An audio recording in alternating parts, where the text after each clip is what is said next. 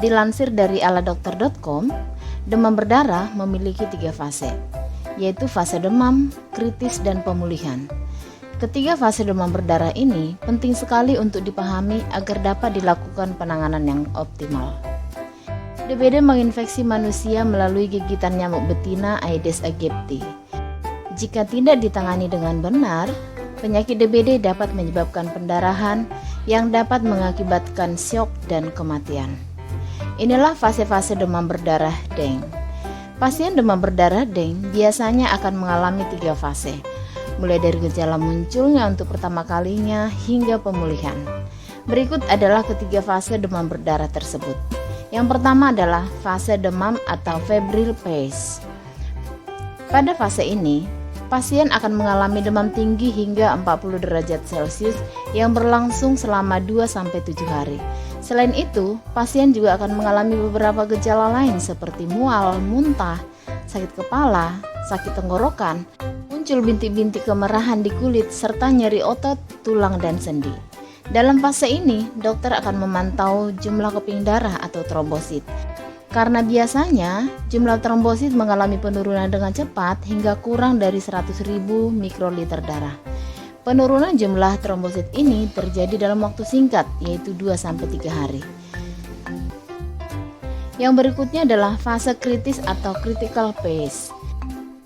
Setelah melewati fase demam, banyak pasien merasa dirinya telah sembuh karena suhu tubuhnya mulai turun.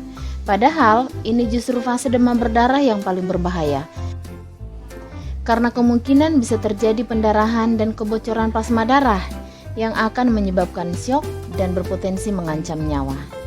Fase kritis dapat terjadi 3-7 hari sejak demam dan berlangsung selama 24-48 jam. Fase ini, cairan tubuh penderita harus dipantau dengan ketat. Pasien tidak boleh kekurangan cairan maupun kelebihan cairan. Pada beberapa kasus, pasien dapat mengalami syok atau penurunan tekanan darah yang drastis, serta pendarahan pada kulit, hidung, dan gusi. Apabila tidak ditangani dengan segera, kondisi ini dapat berujung pada kematian. Yang ketiga adalah fase pemulihan atau recovery phase. Setelah melewati fase kritis, pasien akan memasuki fase pemulihan. Fase ini terjadi antara 48-72 jam setelah fase kritis.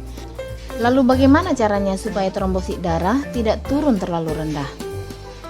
Apabila Anda sudah konsumsi berbagai macam makanan untuk menaikkan trombosit namun tidak ada hasilnya, maka sebaiknya segera minum susu PAOMIQ karena susu PAOMIQ bisa dijadikan salah satu sumber kalsium yang baik. Di dalam susu PAOMIQ terdapat kandungan kalsium yang tinggi. Kalsium memiliki peran penting dalam proses pembentuk sel darah dan ikut berperan dalam proses pembentukan trombosit atau sel keping darah.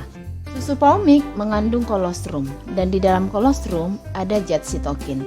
Itulah sebabnya susu kolostrum PAOMIQ terbukti efektif secara cepat menaikkan trombosit darah pada penderita trombositopenia melalui mekanisme peningkatan jumlah sitokin dalam tubuh.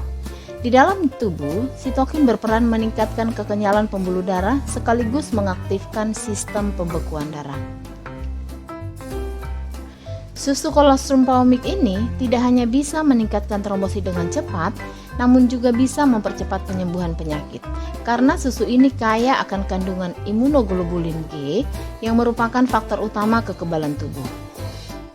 Dengan mengkonsumsi susu PAOMIQ akan membantu meningkatkan daya tahan tubuh dan mampu mencegah infeksi yang diakibatkan bakteri, virus, alergi, dan toksin.